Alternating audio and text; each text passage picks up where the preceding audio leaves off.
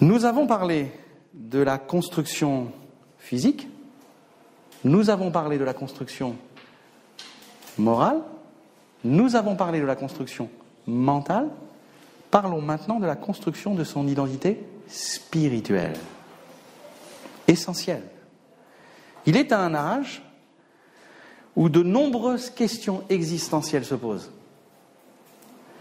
Qui suis-je ? Quel est le but de mon existence ? Quelles sont mes croyances ? Y a-t-il un au-delà ? Où vais-je après la mort ? Tant de questions spirituelles qu'il se pose.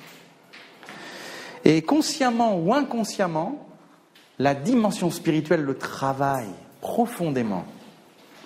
Particulièrement nos ados d'église, qui ont des parents chrétiens. Nos ados qui fréquentent régulièrement les réunions. Il y a tout un background spirituel qui est là. Et il y a une semence qui est plantée dans leur cœur. Et il y a un travail spirituel qui s'opère, qui ne se voit pas toujours, qui est caché. Mais il y a un vrai travail. Étant dans une période où ils se recherchent, spirituellement aussi, ils cherchent à se positionner. Pour ou contre ?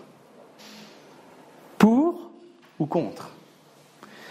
On sait, par des sondages très intéressants faits par Billy Graham, que 70% des conversions se font entre 15 et 25 ans. Billy Graham a fait des grandes campagnes, ils ont fait remplir des formulaires et ils ont fait des statistiques.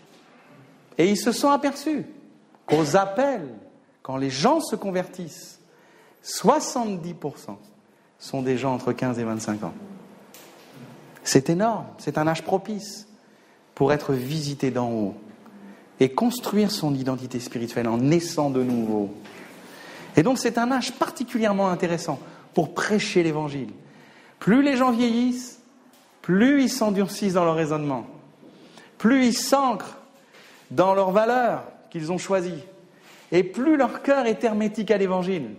Plus ils sont jeunes, plus ils sont tendres, plus ils sont souples. Et l'âge de l'adolescence est vraiment un âge charnière où ils doivent se déterminer. Et c'est là qu'il faut les cueillir. Et je crois que c'est un âge important pour ouvrir son cœur au Seigneur.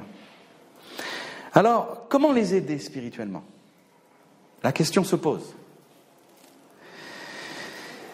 Il faut, premièrement, que l'adulte vive sa foi au quotidien, correctement. Et que l'ado le voit. Il voit son père lire la Bible. Il voit sa mère aimer l'Église et aller régulièrement aux réunions. Il a devant les yeux un modèle spirituel, une vraie vie spirituelle. Elle défile devant ses yeux et ça l'influence, inévitablement. Également, je pense qu'il faut prier pour l'ado régulièrement. Je le disais dans un précédent atelier, qu'aujourd'hui, l'éducation ne suffit plus. Il faut plus. Autrefois, il y a 20 ans, 30 ans, une bonne éducation chrétienne, garder l'ado dans les rails. Aujourd'hui, le monde a tellement changé. Les valeurs sont tellement débridées qu'aujourd'hui, l'éducation seule des parents ne suffit pas. Il faut prier, il faut jeûner, il faut intercéder pour eux, pour que Dieu les garde du monde, des pièges. Et donc, c'est une clé. Prier pour eux régulièrement. Se tenir à la brèche pour que Dieu les sauve et les touche. Un troisième outil très intéressant pour aider les ados spirituellement, organiser des temps spirituels avec eux. Tous les jours, pourquoi pas ? Mais si ce n'est pas tous les jours, une fois par semaine. Un temps où on se réunit autour de la Bible, autour d'un témoignage. Pourquoi pas ? Et permettre à l'ado de vivre des temps spirituels en famille. Ça va l'aider, le cadrer. Ça va peut-être lui permettre d'ouvrir la bouche et de parler, de poser des questions. Peut-être même qu'il va se manifester dans la révolte et dans la rébellion, mais au moins c'est dit, c'est verbalisé. Et on peut conduire, guider et accompagner l'ado dans sa vie spirituelle. Il faut absolument également l'encourager à venir au club d'ados. L'église est tellement importante. Il ne faut pas baisser pavillon. Tant qu'ils n'ont pas 18 ans, tenez bon, il faut aller à l'église. Tant qu'ils ne sont pas majeurs, tenez bon, il faut aller à l'église. Alors bien sûr, on régule, si ça les sature. On régule, on réduit un peu le nombre de réunions. Mais tu viens à la réunion. Quand ils ont 13 ans, toutes les réunions. Quand ils en ont 16, un peu moins de réunions. Et quand ils approchent de 18, bon, tu viens que le dimanche matin. Mais on régule, on tient le cap, reste à l'église. Et puis, s'il y a un club d'ados, les encourager à aller au club d'ados. D'autres référents, un autre enseignement spirituel, souvent adapté, des copains, des copines, tout ça dans l'église, ça les garde dans la maison de Dieu. C'est essentiel de les encourager. Également, favoriser la participation au camp. Je l'ai dit, 70% des conversions des ados, c'est dans les camps. C'est cher, surtout quand il y a 1, 2, 3 ados, mais l'investissement financier en vaut la peine. Il faut les encourager au camp. Si c'est difficile de payer, payez en 2 fois, 3 fois, 4 fois. Mais encouragez à aller au camp. Parce que là, Dieu bénit, Dieu agit. Et il se passe des choses spirituellement. Il faut investir. Également, s'il est béni dans les camps, il faut de suite après lui proposer un suivi spirituel. Les parents, souvent, ne sont pas les personnes idéales.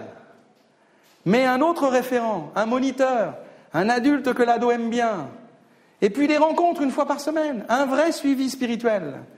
Et puis des petites études bibliques, et puis des temps de prière, et puis des temps d'échange. Après avoir été touché, il faut que l'ado prenne racine dans la foi. Et puis lui donner des conseils pour lire la Bible tous les jours, des plans de lecture. Et puis prier avec lui sur ses luttes et ses combats. Et l'accompagner spirituellement pour qu'il s'enracine dans la foi et garde ce qu'il a reçu dans les temps bénis des camps et des colonies. Alléluia. Et puis pour terminer, je dirais qu'il a besoin de matériel biblique. Quand il est sensibilisé, touché, donnez-lui du matériel biblique. Achetez-lui une belle Bible. Permettez-lui de s'abonner à une revue chrétienne de son âge. Achetez-lui des vidéos chrétiennes. Proposez-lui des livres chrétiens, des beaux témoignages. Alimentez-le spirituellement. Et tout ça va l'aider à grandir et à construire son identité spirituelle. C'est un point qui me tient à cœur. Car la finalité, pour nous, enfants de Dieu, pasteurs, moniteurs, parents, c'est le salut de leur âme. Nous voulons qu'ils soient sauvés. Et avec intelligence, nous les accompagnons. Tout est important. Construction physique, construction morale, construction intellectuelle, mais le plus important, leur construction spirituelle. Que Dieu nous aide.